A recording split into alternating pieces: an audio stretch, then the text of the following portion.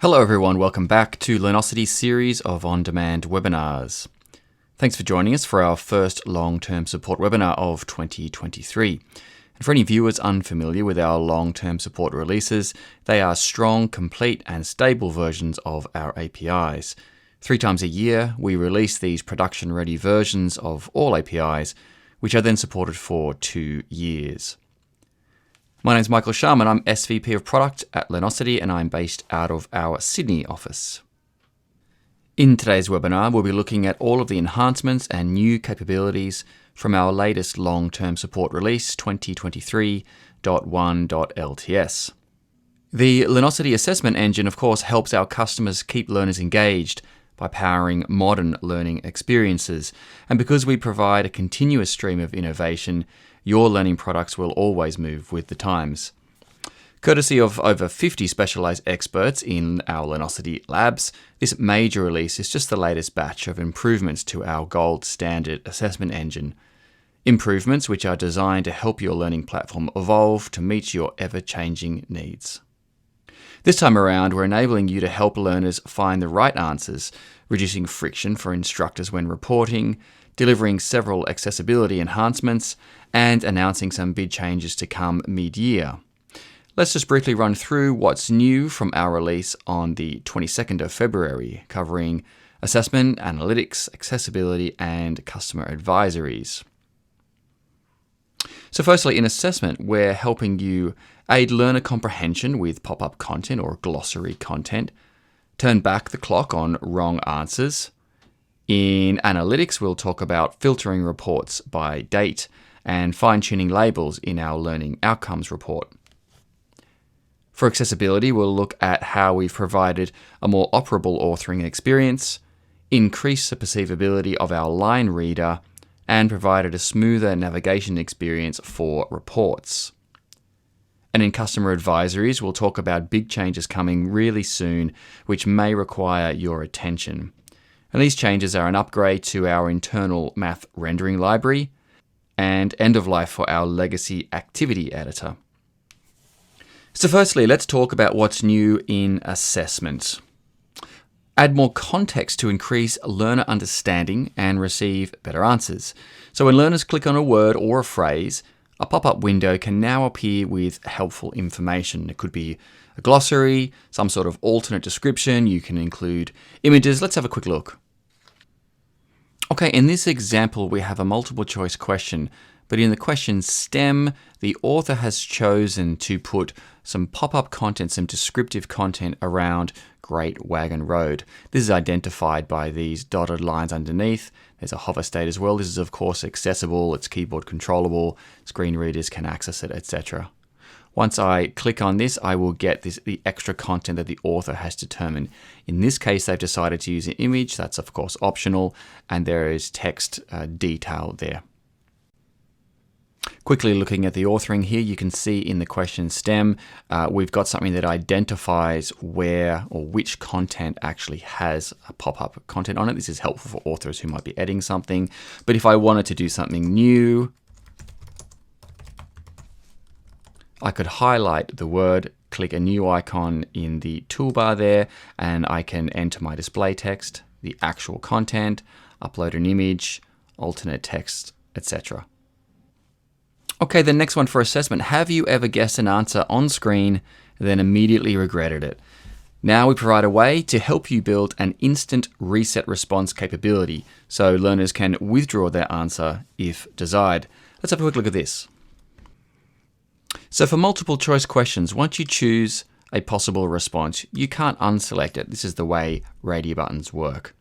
The new functionality is available using a JavaScript method. This is a custom button. This button is not a part of the APIs. It's something that you would load as the host page, but you can provide it to learners, and if they click it, your host page will call the new method we've released, and that will reset the question.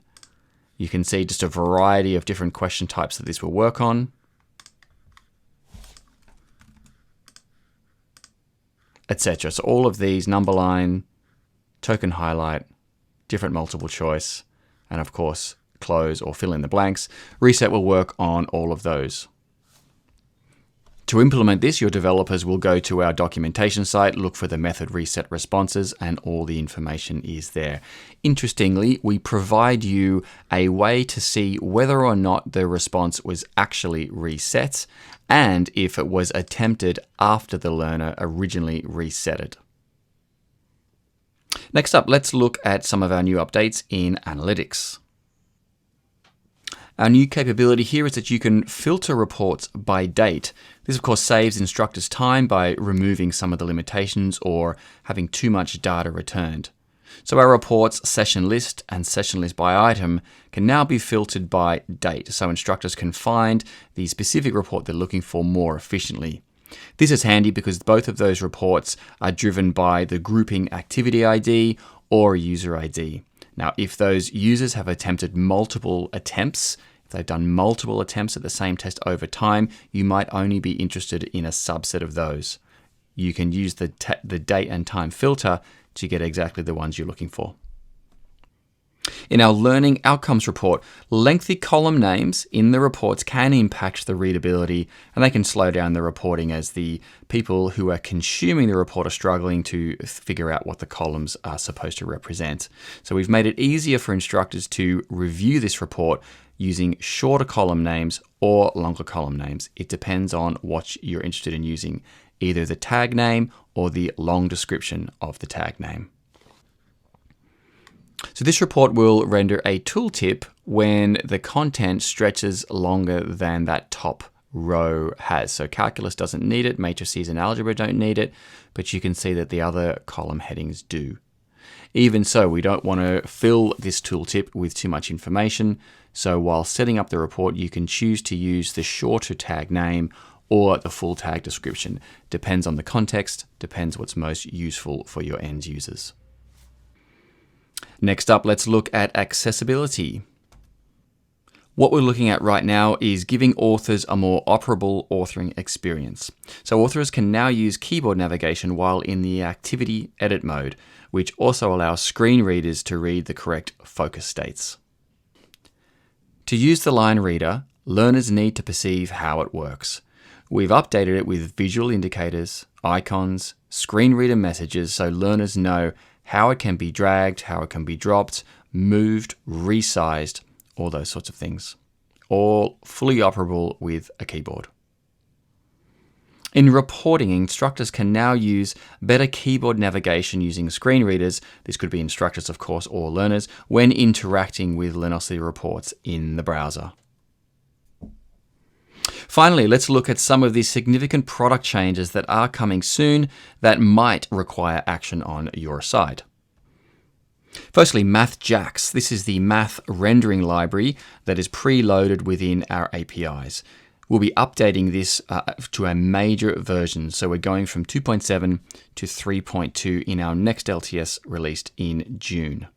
Now, since the structure of this new version, version 3, significantly changes, we advise reviewing any custom work before upgrading if you're doing anything custom with MathJax. If you're just doing it out of the box, you're not aware of you doing anything custom, you probably don't need to do anything. Now, keep in mind the developer version of our APIs will load this new version 3.2 in early May. So that gives you some time, if relevant, for you to test this. Support for our legacy activity builder in the author site will end 31st of July 2023. Now, this will be in favor of our API-based activity editor. If this is relevant for you, and if it is, you will see a banner rendering on the top of the author site once you log in. You can migrate by contacting Learnosity support. Please ensure your team is aware of these impending updates to avoid any disruptions. And that concludes our general overview, short and sweet, of our first long-term support release this year, 2023.1.LTS. We're already, of course, working on our next long-term support release available in 4 months' time, so stay tuned for even more features then. As usual, if you've got any questions about anything covered today, we're always happy to answer them. If you're a customer, you can log a ticket at help.learnosity.com. If you're not a customer, please email marketing@learnosity.com. and we'll, of course, respond to all your questions as soon as possible. Thanks for watching, and we'll look forward to hearing from you.